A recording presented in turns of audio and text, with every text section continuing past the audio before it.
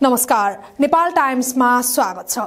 जन्म, जीवन र मृत्यु यी तीन वस्तु सत्य र एक अर्काका परिपूरक हुन्। मानवको रूपमा यस संसारमा पाइला टेके पश्चात हामी सबै एक दिन यही धरतीको माटोमा विलीन भएर जानै पर्छ। यो शाश्वत सत्य र प्राकृतिक चक्र नै हो।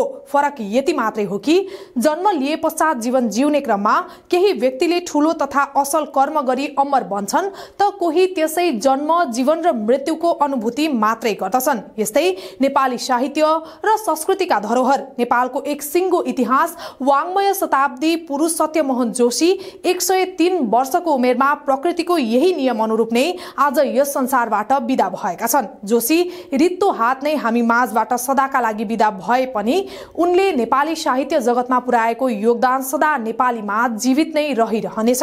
पिता शंकरराज जोशी र माता राजकुमारीका सुपुत्रका रूपमा विक्रम सम्वत 1977 वैशाख 30 गते ललितपुरको बखुम बहालमा जन्मिएका सत्यमोहन जोशीको आइतबार 2079 असोज 30 गते ललितपुरको ग्वारको स्थित किस्ट अस्पतालमा निधन भएको छ। जोशीले विक्रम सम्वत 2013 मा लोक सांस्कृतिक ग्रन्थमा मदन पुरस्कार प्राप्त गरेका थिए।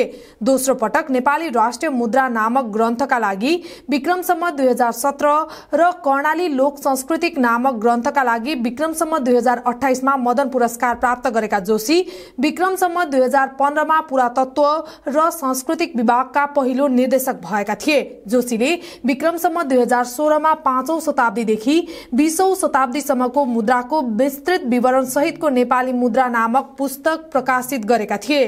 नेपाली भाषा, कला, संस्कृतिको संरक्षण, सम्वर्धन र विकासका लागि परेका हुनाले उनको योगदानको कदर स्वरूप जोशीलाई सुप्रबल गोर्खा दक्षिण बाहु विख्यात त्रिशक्ति पट आदिकवि भानुभक्त पुरस्कार, काठमाडौँ विश्वविद्यालयले विद्यावारिधीको मानार्थ प्रमाणपत्र प्रदान गरेको छ।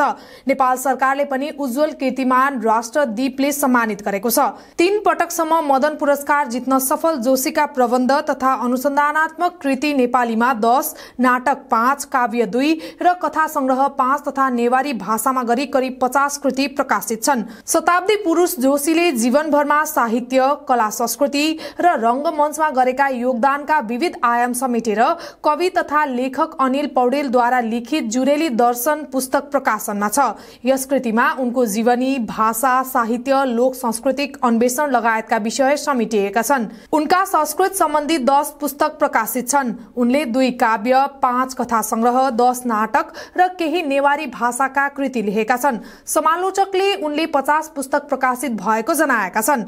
ती मध्ये उनका 20 पुस्तकलाई महत्वपूर्ण पुस्तक मानिएको छ। जोशीको 100 वर्षको जन्म उत्सवमा नेपाल राष्ट्र बैंक, मुद्रा व्यवस्थापन विभाग टक्सार महाशाखाले 2500 का 25,000 थान, रु 1000 का 25,000 थान र रु 100 का 10,000 थान सिक्कामा एकातिर जोशीको तस्बिर छ भने अर्कोतिर सगरमाथाको तस्बिर रहेको छ। काठमाडौँ विश्वविद्यालयबाट मानार्थ विद्यावारिधीको प्रमाणपत्र प्राप्त गरेका वरिष्ठ साहित्यकार जोशी विक्रम सम्वत 69 मा पद्मश्री साधना सम्मान पुरस्कार प्रदान गरिएको थियो।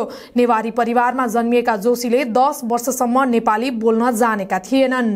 आज तिनै जोशीलाई श्रद्धाञ्जली दिन प्रधानमन्त्री शेरबहादुर देउवा, सभामुख अग्निप्रसाद सापकोटा, नेकपा माओवादी केन्द्रका अध्यक्ष पुष्पकमल दाहाल प्रचण्ड, ऊर्जा मन्त्री पम्फा भूषाल, नेता वामदेव गौतम, वरिष्ठ कलाकार मदन कृष्ण श्रेष्ठ लगायत पुगेका थिए। तिनै बहुप्रतिभाशाली जोशी आज यस संसारबाट हामीलाई छाडी विदा भएका छन्। उनी हामी माझ नरहे तापनि उनले गरेका साहित्यिक, सामाजिक तथा सांस्कृतिक हरेक कार्य सदाका लागि अमर रहिरहनेछन्। यसैले त राष्ट्रपति, प्रधानमन्त्रीदेखि आम नेपाली नागरिक जोशीको निधनबाट स्तब्ध बनेका छन्। वाङ्मय शताब्दी पुरुष सत्यमोहन जोशी प्रति हार्दिक श्रद्धा सुमन।